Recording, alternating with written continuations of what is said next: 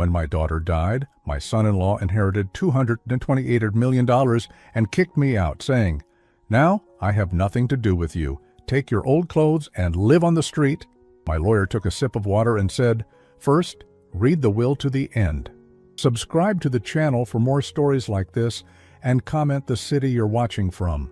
The smell of funeral flowers still clung to my clothes when Donald threw me out of my own daughter's house. 3 hours. That's how long he waited after we buried Zoey before showing me who he really was. "Pack your things, old man. You have 30 minutes." I stood in the marble foyer of the house I had helped buy for my daughter, watching this man I thought I knew transform into someone unrecognizable. Donald's face, which had been a mask of grief all week, now twisted with something ugly. Something that had been hiding beneath the surface for years. "Donald, what are you talking about?" My voice cracked. I was 57 years old, and I felt every one of those years pressing down on me. "This is Zoey's house, our family home." He laughed, actually laughed. The sound echoed off the high ceilings like broken glass. "Your family?" He stepped closer, and I caught the smell of whiskey on his breath. "Thomas, you stopped being family the day Zoey realized what a disappointment you were as a father." The words hit me like a physical blow. I gripped the banister to steady myself, my legs suddenly weak. "She never said that. Zoey never—" "Zoey never what? Never told you the truth?" Donald's eyes gleamed with a cruelty I had never seen before. "He was too kind, too soft, always making excuses for you. But I know what she really thought." My mind reeled back to the funeral that morning. Zoey's friends and colleagues had offered their condolences, but something felt off. The way they looked at me, the way conversations stopped when I approached, I had attributed it to grief, to the awkwardness that surrounds death. Now I wondered if there was something else. "What did you tell them?" I whispered. Donald smiled, and it was the most terrifying thing I had ever seen. "I told them the truth about what kind of father abandons his daughter when she needs him most. I never abandoned her. When she was sick last year, I was there every day at the hospital." "Were you?" Donald interrupted. "Or were you there for the first few days until it became inconvenient? Until you had to get back to your precious work?" The accusation stunned me into silence. Zoey had been diagnosed with a rare autoimmune condition 14 months ago.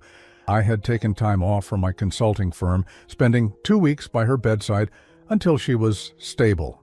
When the doctors said she was improving and suggested I return to work to maintain normalcy, I had reluctantly agreed. But I visited every evening. I called twice a day, didn't I? The doubt crept in like poison. Had I been there enough? Had I failed her when she needed me most?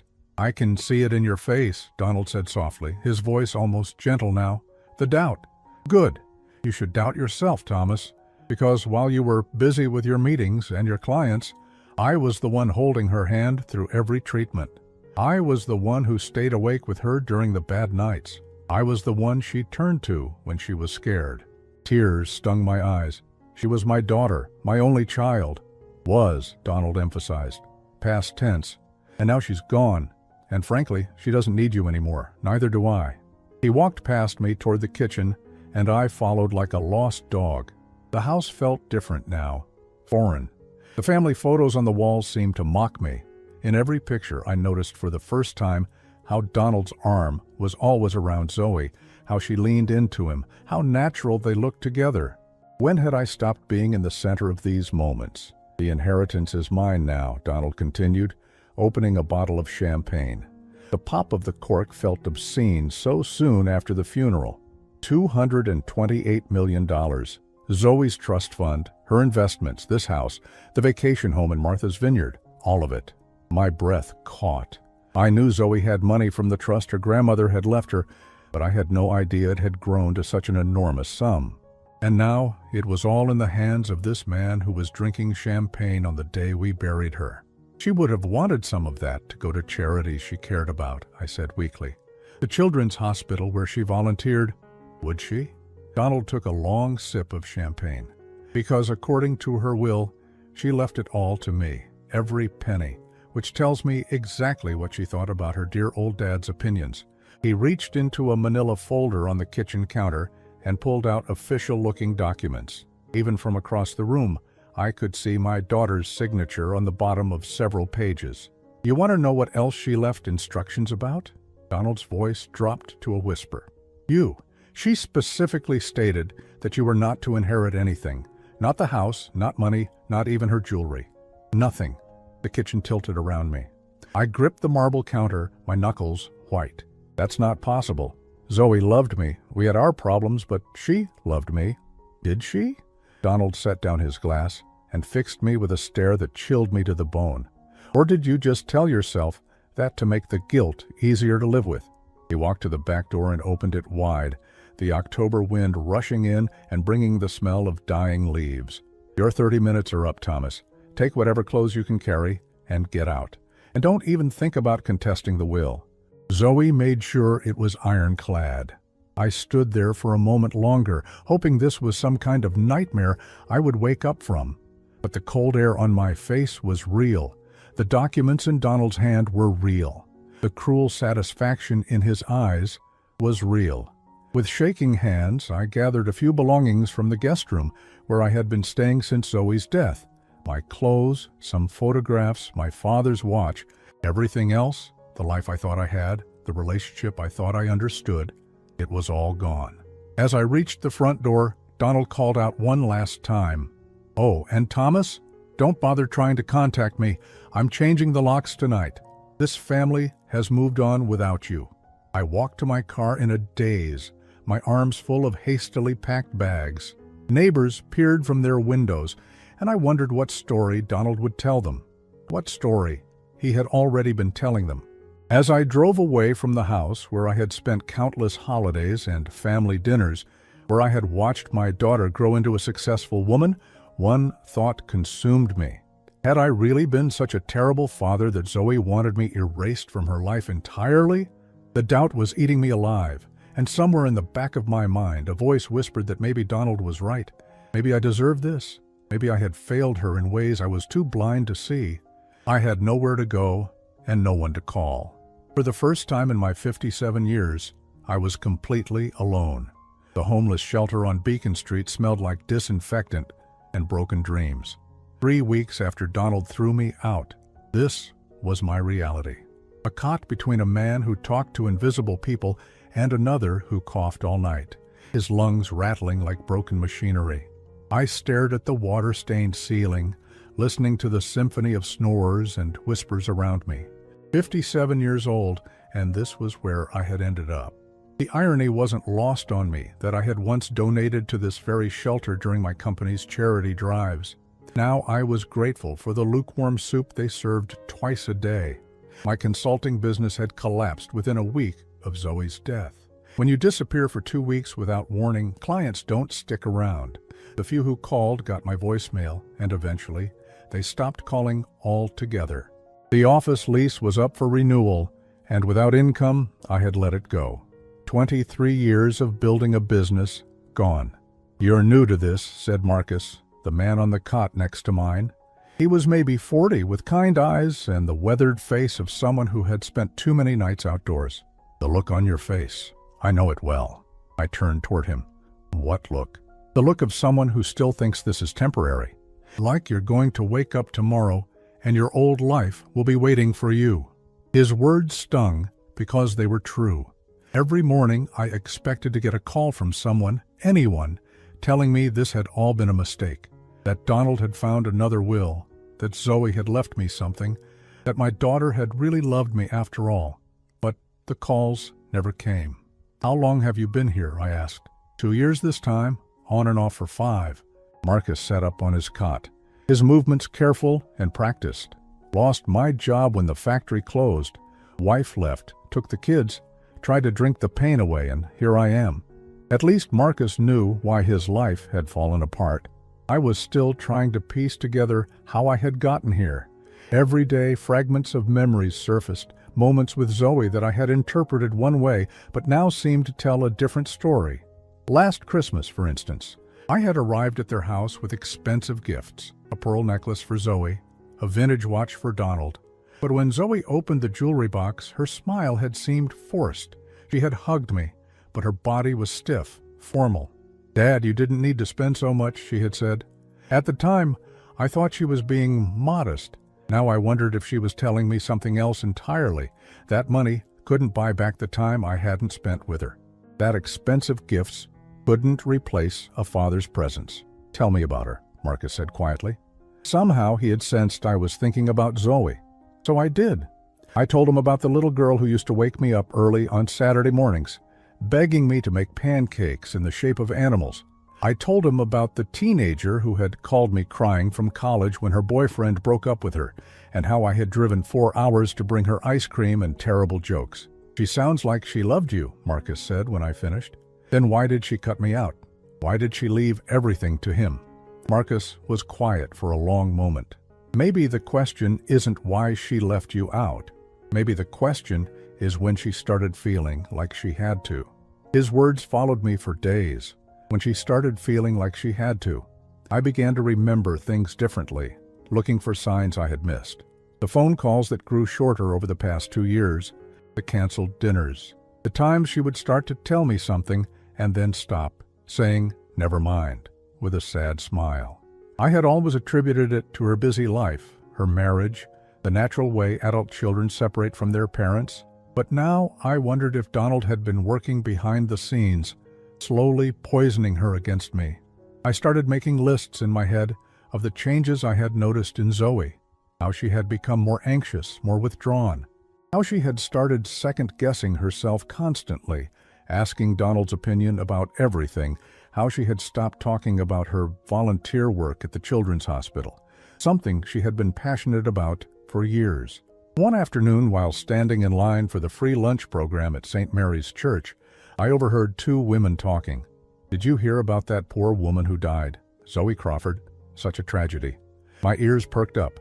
I moved closer, pretending to read the community bulletin board. "I knew her from the hospital volunteer program," the first woman continued. "Sweet girl. But something changed in her this past year. She seemed scared all the time." "Scared of what?" "I don't know. But she stopped coming to our volunteer meetings. When I called to check on her, she said her husband thought she was doing too much, that she needed to focus on her health." My blood ran cold. Zoey had loved volunteering at the children's hospital. It was something she had started in college and continued throughout her adult life. She used to tell me stories about the kids she worked with, how reading to them brightened their days during treatment. When had she stopped, and why hadn't I noticed? "The husband seems nice enough," the second woman said. "Very devoted, always with her at the hospital during her treatments."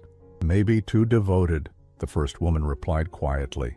"My daughter went through chemo 2 years ago, and I was there every day, but I still encouraged her to maintain her independence, her friendships. This Donald fellow, he seemed to want to control everything. Who could visit when they could visit what the doctors could tell her directly?" I felt sick. Had Donald been isolating Zoey systematically, making her dependent on him while pushing everyone else away? That night, I called information and got the number for Zoey's best friend from college, Sarah, who lived in Portland. We hadn't spoken in years, but she would remember me. "Thomas," Sarah's voice was thick with emotion when she answered. "Oh my God, I'm so sorry about Zoey. I wanted to come to the funeral, but Donald said it was immediate family only." Immediate family only? "Sarah, you were like a sister to her." "I know, it hurt, but he said Zoey had specifically requested a small service. He said she didn't want her friends to see her that way, that she wanted to be remembered as she was." Another lie? Another way Donald had controlled the narrative, even in death. "Sarah, when did you last talk to Zoey?" "About 6 months ago. She called me crying, said she missed our friendship, but that things were complicated." I tried to get her to explain, but she kept saying she couldn't talk about it, that Donald was right and she was just being emotional because of her medication. Medication. Another piece of the puzzle. What medication? For her autoimmune condition or something else? Did she seem like herself to you? Sarah was quiet for so long I thought the call had dropped. Finally she whispered, "No." She seemed like someone pretending to be Zoey, like she was reading from a script. After I hung up, I sat on my cot in the shelter and felt something I hadn't felt in weeks. Anger. Not at myself this time, but at Donald. At the way he had systematically destroyed my relationship with my daughter. At the way he had isolated her from her friends, her passions, maybe even from herself. But anger wasn't enough. I needed proof. I needed to understand exactly what Donald had done to Zoey and why, and I needed to figure out if there was any way to get justice for my daughter. Because for the first time since her death, I was beginning to suspect that Zoey's will wasn't the final word after all. The coffee shop on Commonwealth Avenue had been Zoey's favorite. I remembered bringing her here when she was 12, after her mother died. She would order hot chocolate with extra marshmallows, and we would sit by the window, watching people pass by as I tried to figure out how to raise a daughter alone. Now I sat in that same window seat, nursing a cup of coffee I couldn't afford, waiting for Dr. Elena Rodriguez. She had been Zoey's doctor at Massachusetts General, and when I called her office, something in her voice told me she had been waiting for someone to ask the right questions. "Mr. Patterson," she said as she slid into the seat across from me. Dr. Rodriguez was a small woman with intelligent eyes and prematurely gray hair. "I'm sorry for your loss. Zoey was a remarkable patient. Thank you for meeting me. I know this is unusual." She studied me for a moment, her expression careful. "You said on the phone that you had concerns about your daughter's treatment. Can you be more specific?" I had rehearsed this conversation, but now that the moment was here, I struggled to find the right words. "Doctor, did my daughter seem afraid to you in her final months?" Dr. Rodriguez's coffee cup paused halfway to her lips. "Afraid of what?" "Of her husband, of making decisions without him, of being herself." The silence stretched between us. Medical ethics prevented her from saying too much, but I could see something working behind her eyes. Finally, she leaned forward. "Mr. Patterson, I can't discuss specific medical details without proper authorization, but I can tell you that I was concerned about your daughter's psychological state during her treatment." "What kind of concerns?" "She exhibited signs of anxiety that seemed disproportionate to her condition. Her autoimmune disorder was serious but manageable with medication. Yet she seemed to live in constant fear that she was dying, that she was a burden, that she couldn't trust her own judgment about her body." I felt my hands clench around my coffee cup. "Did she always come to appointments alone?" "No. Her husband accompanied her to every single appointment after the first diagnosis. Everyone. He would answer questions directed at her, correct her when she tried to explain her symptoms, and insisted on being present for all private consultations." "Is that normal?" Dr. Rodriguez chose her words carefully.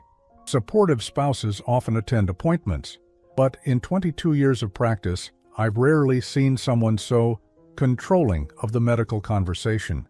Your daughter would start to ask a question, and he would interrupt to rephrase it. She would describe a symptom, and he would add details that sometimes contradicted what she had said. The picture was becoming clearer, and it made me sick." "Did you ever get to speak with Zoey alone?" "Once. About 3 months before she died, I managed to speak with her privately when her husband stepped out to move their car. She seemed agitated, kept looking at the door. I asked if everything was all right at home, and she said something that stayed with me." "What did she say?" "She said, 'Doctor, do you think it's possible to love someone so much that you lose yourself completely?' When I asked what she meant, she shook her head and said she was just being dramatic because of her medication." My throat tightened. "What medication for her autoimmune condition?" Dr. Rodriguez hesitated again. "I prescribed medication for her autoimmune disorder, yes, but her husband mentioned that she was also seeing a psychiatrist for anxiety and depression. He said the psychiatrist had prescribed additional medications to help her cope with the stress of her illness." "Did you ever see evidence of these other medications?" "No, and that concerned me. Drug interactions can be serious, especially with autoimmune treatments. I asked for the name of her psychiatrist several times so I could coordinate care, but your daughter always said she would have her husband follow up with that information. The information never came." I stared out the window, watching people walk by with their normal problems, their manageable lives. "Doctor, in your professional opinion, was my daughter being medicated inappropriately?" She was quiet for a long time. When she spoke, her voice was barely above a whisper. "I think your daughter was being controlled in ways that may have been harmful to her physical and mental health. I wish I had pushed harder to get her alone to understand what was really happening at home." After Dr. Rodriguez left, I sat in that coffee shop for hours, pieces of a horrible puzzle clicking into place. Donald hadn't just isolated Zoey from her friends and family. He had been controlling her medical care, possibly medicating her to keep her compliant and dependent. But I needed more than suspicions. I needed proof. The next day I swallowed my pride and called my old business partner, Jim Morrison. We had built our consulting firm together 25 years ago, and he had bought out my share when I disappeared after Zoey's death. Thomas, Jesus, man, where have you been? I've been worried sick. I'm sorry, Jim. Things have been complicated. Look, I know losing Zoey hit you hard, but disappearing like that wasn't the answer. We could have worked something out with the business. I explained my situation as briefly as possible, leaving out the worst details. Jim listened without judgment, which was one of the reasons our partnership had worked so well. I need a favor, I said finally. I need someone to help me investigate my son-in-law. Quietly. Investigate him for what? I think he may have been abusing my daughter. Psychologically, medically. I think he isolated her, and then manipulated her into changing her will. Jim was quiet then. That's a serious accusation, Thomas. You have any proof? Not yet, but I will. 3 days later, Jim called me back with a name, Rebecca Chen, a private investigator who specialized in domestic abuse cases. She agreed to meet me at a diner in Cambridge, away from Donald's usual haunts. Rebecca was younger than I expected, maybe 35, with sharp eyes and an air of competence that immediately put me at ease. Jim explained your situation, she said, sliding a manila folder across the table. I did some preliminary research on Donald Crawford. My hands shook as I opened the folder. Inside were documents I had never seen before: marriage certificates, divorce records, financial statements. Your son-in-law has been married twice before, Rebecca said quietly. Both marriages ended in divorce, both under suspicious circumstances. What kind of circumstances? His first wife, Jennifer, filed for divorce after 2 years, citing emotional and psychological abuse. She withdrew the allegations and settled quickly out of court for a substantial sum. His second wife, Patricia, died in a car accident 6 months after filing for divorce. The blood drained from my face. Died? Single car accident on a rainy night. Patricia had been acting erratically in the weeks before her death, according to friends. She told several people she thought someone was putting something in her food, making her feel confused and disoriented. Oh, I thought about Zoey's mysterious medications, her increased anxiety, her growing dependence on Donald's judgment. Was there an investigation? Minimal. Patricia had a history of mental health issues, depression, anxiety, and had been prescribed several medications. The assumption was that she had either fallen asleep at the wheel or had some kind of medical emergency. Donald inherited a substantial life insurance payout. I stared at the documents, my mind reeling. And Jennifer, the first wife, still alive, living in California. I tracked her down, and she's willing to talk. Off the record, she told me that Donald was a master manipulator. He would convince her that her friends and family were toxic, that only he truly understood her. He monitored her phone calls, controlled their finances, and gradually isolated her from everyone she cared about. How did she get away? Her sister intervened, flew out from New York and literally dragged Jennifer to a lawyer. Jennifer said she was so confused by then, so dependent on Donald's version of reality, that she almost didn't go. Rebecca pulled out another document. There's something else. Donald has a pattern of targeting women with substantial assets. Jennifer was a successful real estate agent. Patricia inherited money from her father. And your daughter had a trust fund worth over $200 million. Exactly. I think Donald is what we call a predatory spouse. He finds vulnerable women with money, marries them, isolates them, and then either divorces them with a favorable settlement or... He didn't need to finish the sentence. Do you think he killed my daughter? Rebecca met my eyes steadily. I think your daughter was in danger, and I think she may have realized it before she died. The question is, what was she planning to do about it? As I walked back to the shelter that night, my mind was spinning with possibilities. Zoey hadn't been the weak, manipulated victim I had imagined. She had been fighting back, gathering information, making plans. But if that was true, then why had she left everything to Donald? Why had she cut me out of her will so completely, unless the will Donald showed me wasn't the real one? The thought hit me like lightning, and suddenly I couldn't wait to talk to Rebecca again. Because if Zoey had discovered Donald's true nature, if she had been planning to leave him or expose him, then she would have protected her assets. She would have protected me. And that meant somewhere out there was the real will, the one Donald didn't know existed. The call came on a Tuesday morning while I was standing in line for breakfast at the shelter.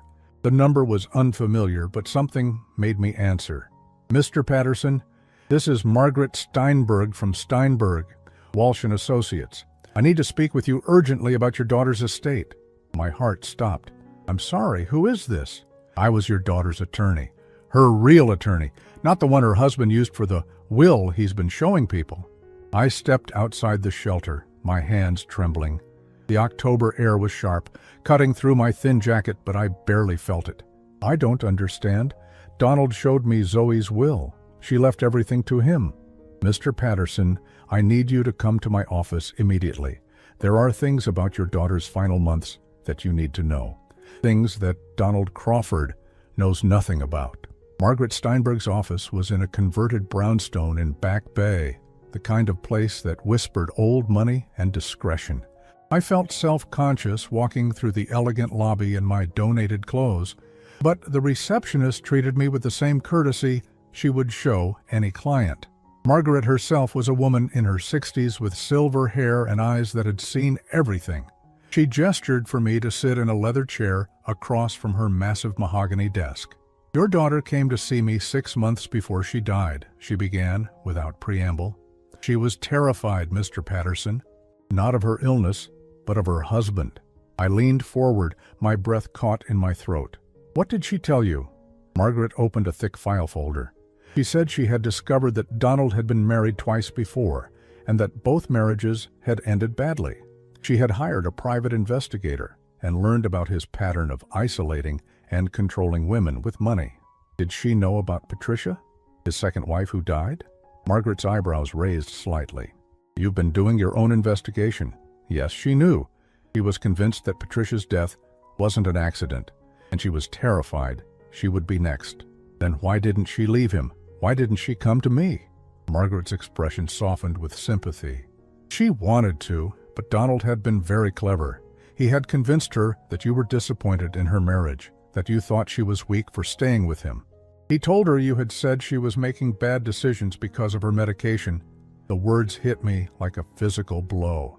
I never said any of those things. I barely saw her in those final months. I know, but Donald had isolated her so completely that she believed his version of reality. She thought everyone in her life had given up on her. Everyone except him. Margaret pulled out a document and handed it to me. "This is why she came to me. She wanted to create a new will without Donald's knowledge, but she needed time to plan her escape safely." I stared at the papers in my hands, my vision blurring with tears. It was indeed a will, dated just 8 weeks before Zoey's death. And, according to this document, I inherited everything. She left it all to me. Not exactly. She was smarter than that. She knew that if something happened to her and she had simply cut Donald out, he would contest the will. He would claim she was mentally incompetent due to her illness and medication. So she got creative. Margaret pulled out another set of documents. She created what's called a conditional inheritance. According to this will, Donald inherits everything just as he believes, but only if he meets certain conditions within 90 days of her death. What conditions? He has to submit to a comprehensive background check, including financial records, medical records, and a psychological evaluation. He has to provide documentation of all medications prescribed to your daughter during their marriage, and he has to allow an independent investigation into the circumstances of her death. My mind raced as I processed this information, and if he doesn't meet these conditions, then everything reverts to you. The house, the investments, the trust fund, all $228 million of it. I set the papers down with shaking hands. Does Donald know about these conditions? That's the brilliant part. The will he received and filed with probate court is real. It does leave everything to him. but it references an addendum that was to be provided separately by my office. He thinks the addendum is just routine paperwork about tax implications. Margaret smiled for the first time since I had arrived. Your daughter was much smarter than Donald gave her credit for. She knew he would never agree to those conditions voluntarily because he has too much to hide. So what happens now? Now we wait. The 90-day period expires in 12 days. Donald has made no attempt to fulfill any of the conditions because he doesn't know they exist. On November 15th, I will inform him that he has forfeited his inheritance due to non-compliance with the terms of the will. I felt dizzy with the implications. He'll fight it. He'll claim this is fraud. He can try. But your daughter was very thorough. She documented everything. His controlling behavior, the mysterious medications, the isolation from friends and family. She even recorded several conversations where he admitted to lying about your feelings toward her. Margaret reached into her desk drawer and pulled out a small digital recorder. Would you like to hear one of them? I nodded, not trusting my voice. The sound quality was muffled, as if the recorder had been hidden, but I could clearly hear Zoey's voice and Donald's. I should call my dad, Zoey was saying. He probably wants to visit. Why would he want that? Donald's voice was smooth, patient. He told me he finds your illness depressing. He said it reminds him too much of your mother's death. He said that last week when you were sleeping. He called to check on you, but he seemed relieved when I told him you weren't up for visitors. He said he's been very busy with work anyway. I listened in horror as Donald continued to poison my daughter against me with lies I had never spoken. Worse, I could hear Zoey's voice change, becoming smaller, more defeated with each fabrication. Maybe you're right, she said finally. Maybe it's better if I don't bother him. Margaret stopped the recording. She made dozens of these. She was building a case, Mr. Patterson. She was planning to escape. Then what happened? Why did she die before she could leave him? Margaret's expression darkened. That's what the investigation will determine, but I have my suspicions. She pulled out a medical report. 3 days before your daughter died, she called me. She said she had finally worked up the courage to tell Donald she wanted a divorce. But when she tried to have that conversation, he became violent for the first time. He didn't hit her, but he screamed at her, threw things, told her she was too sick and crazy to survive without him. And then her symptoms suddenly got much worse. She became confused, disoriented. She fell down the stairs at home and hit her head. Donald called an ambulance, but by the time they reached the hospital, she had suffered massive brain trauma. The pieces clicked into place with horrible clarity. You think he drugged her. I think he panicked when she threatened divorce. I think he increased whatever medication he had been giving her to keep her compliant, and it caused her to become disoriented and fall. Whether that was intentional murder or criminally negligent homicide, I can't say, but I don't believe it was an accident. I stared out the window at the busy street below, watching normal people living their normal lives while my world rearranged itself around this terrible knowledge. Why didn't you contact me sooner? Why wait until now? Because your daughter made me promise to wait the full 90 days. She hoped that if she survived, she would be able to contact you herself and explain everything. If she didn't survive, she wanted to give Donald enough rope to hang himself. He was convinced that if he thought he had gotten away with everything, he would get careless. Margaret handed me another folder, and she was right. Since your daughter's death, Donald has been living quite openly with a new woman, a widow named Carol Peterson, who recently inherited $4 million from her late husband's insurance policy. My blood ran cold. He's doing it again. We believe so. And if we can prove what he did to your daughter, we can save Carol Peterson and potentially get justice for Patricia Morrison, his second wife. I looked at all the documents spread across Margaret's desk, evidence of my daughter's intelligence, her courage, her love for me despite Donald's lies. She had died protecting me and trying to protect future victims. What do I need to do? Margaret's smile was sharp as a blade. In 12 days, you're going to become a very wealthy man, Mr. Patterson, and then we're going to make sure Donald Crawford pays for what he did to your daughter. As I left Margaret's office, I felt something I hadn't experienced in months. Hope. Not just hope for justice, but hope that my daughter had never stopped loving me. That despite everything Donald had done to poison her mind, she had seen through his lies in time to protect both of us. But first, I had to survive 12 more days. And something told me that once Donald realized what was happening, those were going to be the most dangerous days of my life. November 15th arrived with the kind of bitter cold that cuts through your bones. I stood outside Margaret Steinberg's office at exactly 9 in the morning, watching my breath-form clouds in the frigid air. Today was the day. Today, Donald would learn that his carefully constructed world was about to collapse. Margaret had insisted I be present when she delivered the news. "Your daughter wanted you to see this moment," she had said. She wanted Donald to know that you knew everything. Inside the warmth of the office, Margaret reviewed the final details with me one more time. The 90-day period had expired at midnight. Donald had made no attempt to fulfill any of the conditions of Zoey's real will because he had no idea they existed. By law, the inheritance now reverted to me. "Are you ready for this?" Margaret asked, her hand hovering over her phone. I thought about everything that had led to this moment. The humiliation of being thrown out of my own daughter's house. The nights in the homeless shelter, questioning whether I had been a terrible father. The slow revelation that Donald had systematically destroyed my relationship with Zoey through lies and manipulation. "I'm ready." Margaret dialed Donald's number and put the call on speaker. "Margaret?" Donald's voice came through, crisp and confident. "I wasn't expecting to hear from you.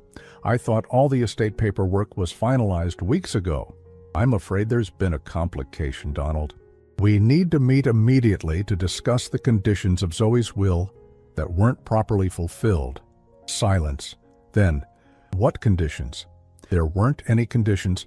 I inherited everything outright." "I'm afraid that's not accurate. Could you come to my office this afternoon, say 2 o'clock? "Margaret, I don't know what game you're playing, but I don't have time for this. The will was clear. Everything goes to me." Margaret's voice remained perfectly professional. "The will was indeed clear, Donald, but you failed to read the fine print. 2 o'clock. Don't be late." He hung up before he could respond.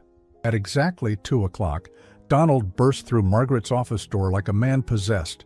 He was impeccably dressed as always, but I could see the panic in his eyes, the way his hands shook slightly as he adjusted his tie. "What the hell is this about, Margaret? And why is he here?" Donald's gaze fell on me with pure venom. "Please sit down, Donald," Margaret said calmly. "We have a lot to discuss." "I'll stand. Now explain to me what's going on." Margaret opened the thick file folder and pulled out the real will. "This is what's going on. Your wife created a conditional inheritance. You were named as the primary beneficiary, but only if you met certain requirements within 90 days of her death." Donald snatched the papers from her hands, his eyes scanning the text rapidly. I watched his face change as he read, the color draining from his cheeks. "This is impossible. This isn't legal. She was mentally incompetent when she wrote this. The medications, her illness. Actually, we have extensive documentation proving that Zoey was of sound mind when she created this will," Margaret interrupted, "including psychological evaluations from an independent psychiatrist." "What psychiatrist?" "She was seeing Dr. Hammond for her anxiety." "Dr. Hammond, who has no record of treating your wife for anything other than a single consultation that you scheduled," Margaret said smoothly. "The psychiatrist Zoey was actually seeing was Dr. Sarah Chen, who evaluated her mental competency at her own request." Donald's mouth opened and closed like a fish gasping for air. "That's impossible. I would have known." "Would you? Just like you knew about the private investigator she hired? Just like you knew about the recordings she made of your conversations?" Margaret pulled out the digital recorder and set it on her desk. Donald stared at it as if it were a venomous snake. "She recorded me?" "Oh, she recorded a lot of things, Donald. Would you like to hear some highlights?"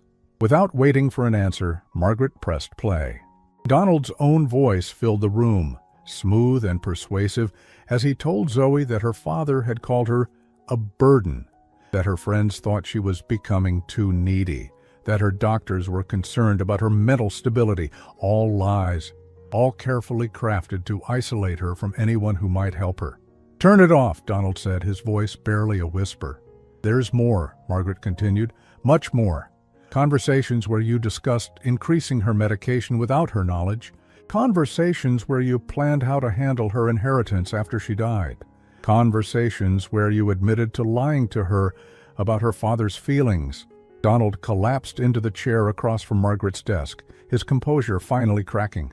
You don't understand. I loved her. Everything I did was to protect her. Protect her from what?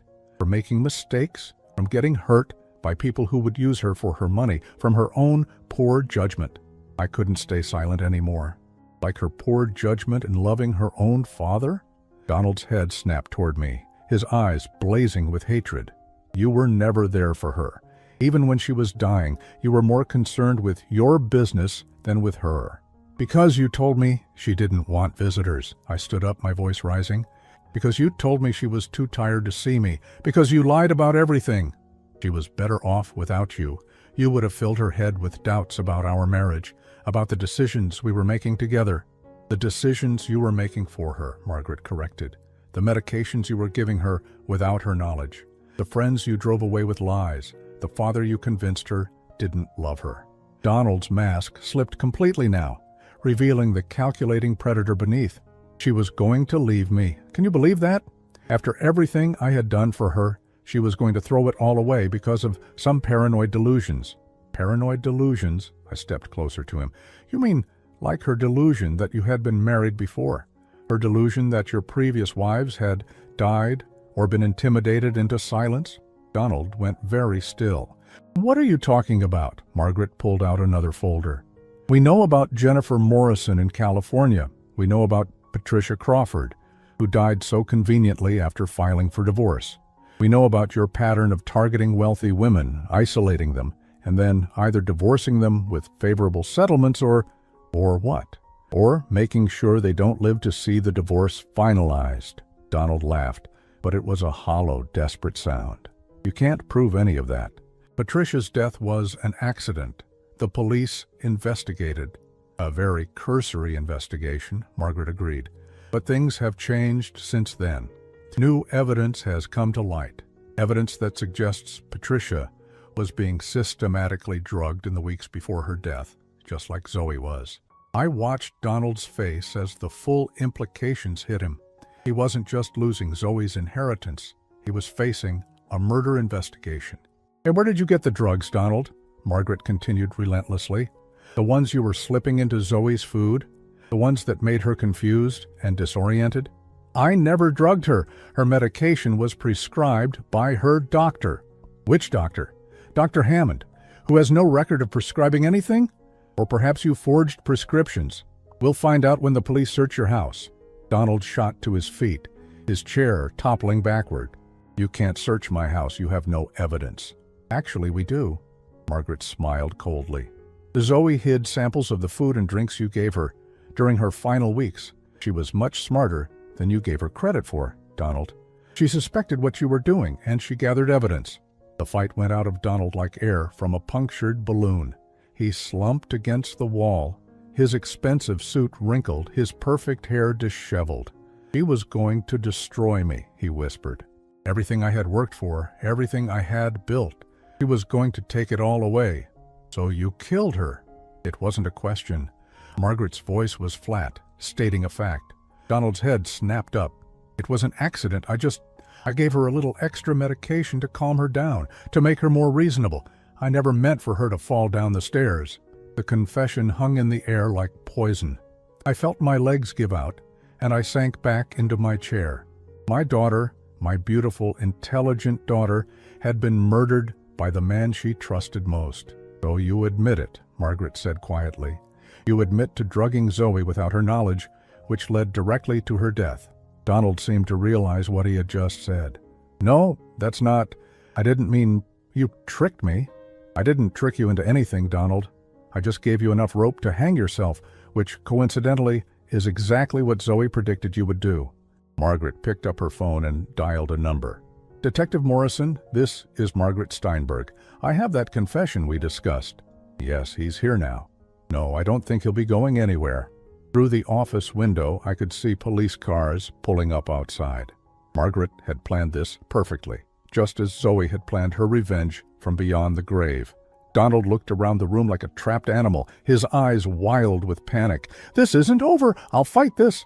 I'll prove that Zoey was mentally incompetent. I'll prove that you coerced her into changing her will." "You're welcome to try," Margaret said calmly. "But I should warn you. Zoey left one final surprise for you." She pulled out a thick envelope sealed with red wax. "She wanted you to have this after you confessed. Consider it her final goodbye." Donald's hands trembled as he broke the seal and unfolded the letter inside. I watched his face as he read, saw the exact moment when he realized that Zoey had outmaneuvered him completely. "What does it say?" I asked. Margaret smiled. "Why don't you read it aloud, Donald? Share Zoey's final words with her father." But Donald couldn't speak. He just stood there, the letter shaking in his hands, as the police entered the office to arrest him for murder. The letter from Zoey lay on Margaret's desk like a sacred document. Donald had dropped it when the police handcuffed him, his face a mask of defeat and disbelief. As they led him away, he kept looking back at me with a mixture of hatred and something that might have been fear. "Would you like to read it now?" Margaret asked gently, after the commotion had died down and we were alone in her office. I picked up the letter with trembling hands. Zoey's handwriting was as beautiful as I remembered, each letter carefully formed, despite what must have been tremendous emotional turmoil when she wrote it.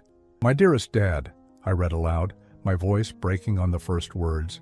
"If you are reading this, it means that Donald has finally shown his true face, and my plan has worked. I need you to know that I never stopped loving you, not for a single moment, despite what he tried to make me believe." I had to stop, overwhelmed by emotion. Margaret handed me a tissue and waited patiently. "I discovered the truth about Donald 6 months before my death," I continued. "The private investigator I hired found evidence of his previous marriages, including what really happened to Patricia. I realized then that I was not his first victim, and I would not be his last unless I stopped him." The letter went on to detail everything Zoey had discovered. How Donald had been gradually increasing her anxiety medication, making her dependent and confused. How he had systematically turned her against everyone she loved by fabricating conversations and situations. How he had convinced her that her own perceptions were unreliable, that only he could guide her through her illness. But the worst part, Dad, was how he used your love for me against both of us. He told me you were ashamed of my weakness, that you thought I was a burden. He told me you had said I was just like Mom, too fragile to handle real life. I believed him because I was scared and sick and desperately wanted to believe that someone understood me. I closed my eyes, remembering my late wife, Sarah.